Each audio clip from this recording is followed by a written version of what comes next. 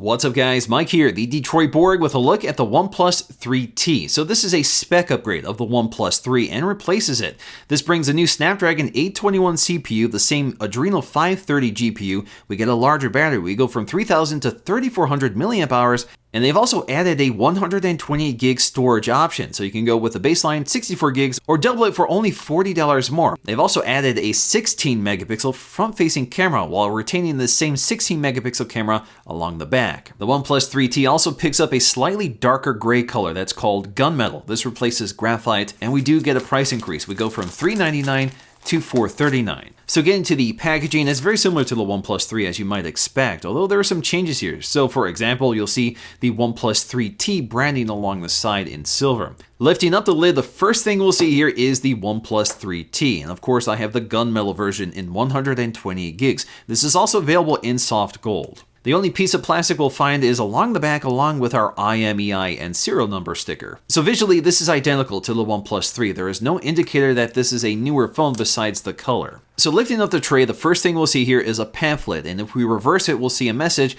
from the CEO of OnePlus. At the bottom of the box, we'll find all of our accessories, including the dash charger, the same technology we saw with the OnePlus 3. One of the great things about dash charging is that the charging is actually handled by the wall adapter, and very little is handled by the phone. So all the heat is contained to the wall charger and not in the phone. So you won't see throttling when you're using the phone while charging it. And this rapid charging solution is fantastic for this large battery, so you're able to charge it up to 60% in only 30 minutes. Also included is our very familiar OnePlus cable with Type-A connector on one end and a USB-C connector on the other. Inside the tray, we'll find a SIM ejection tool and some paperwork, including a quick start guide. We also get a set of stickers for OnePlus in addition to dash charging. So the design of the OnePlus 3T really is unchanged here. It's nothing really spectacular, but it is a nice high-quality aluminum unibody design that's very thin, lightweight, and easy to handle. I think it's the perfect size phone at 5.5 inches, and the display is also unchanged from the previous generation, which is great because it's a stunning AMOLED display with 1080p resolution, which is good for 401 pixels per inch. That's identical to the iPhone 7 Plus, which is covered in Corning Gorilla Glass 4, which is rounded off at the edges, and they have applied a screen protector right from the factory, just like the previous generation. But this screen protector comes up to the edges of the glass much better than the previous generation. In fact, that's what I'm using to identify which phone is the 3T and which one is the 3. Once again, the OnePlus 3T has the option for on-screen or off-screen Android keys, which are configurable, so they aren't specifically identified with a shape, just a dot. And of course, we have the fingerprint sensor built in, and the fingerprint sensor is very fast, although this is not a physical button. You can just rest your finger on it. This will wake up the device and quickly unlock it.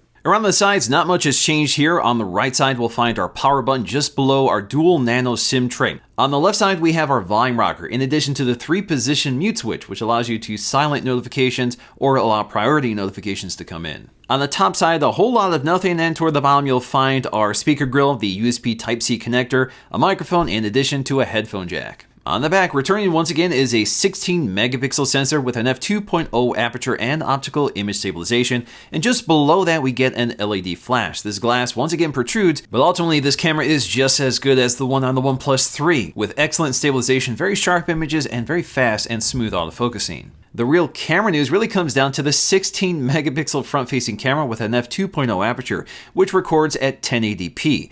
This is mostly geared toward higher quality selfie images than 4K video recording. And the camera definitely looks a lot better. It's brighter with more detail and more accurate colors. There are a few changes with Oxygen OS, which will be coming to the OnePlus 3 as well, but it's coming to this phone first. That includes a revised shelf interface, which houses some of our widgets. It's a much brighter interface and has some great new features, including a Manage Center to check out the phone's vital functions.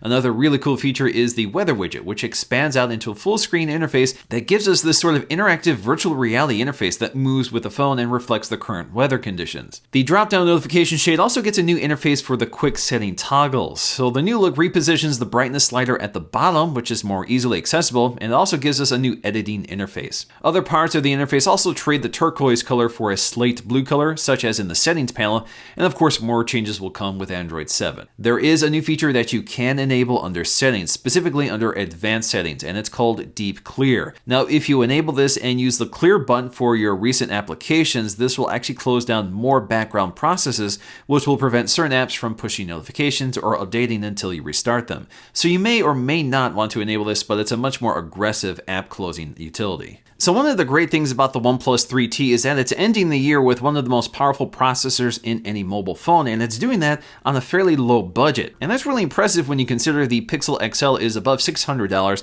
and has a downclocked version of the same chip. We are seeing some minor performance gains from the previous generation if we take a look at our Geekbench scores, but I think the real benefit of the 821 is better battery performance, which is a great combination with the larger battery. Now, for the most part, I don't think there's a real compelling reason to upgrade to the 3T unless you really need 128 gigs of storage and you want a little extra battery life, and of course that 16 megapixel front-facing camera. But otherwise, if you're in the market for the OnePlus, now is a great time to pick one up. So in conclusion, OnePlus is slowly increasing prices with each iteration, and this is no exception, although they still represent the best value in flagship smartphones today by combining great hardware design, specs, and features at mid-range pricing.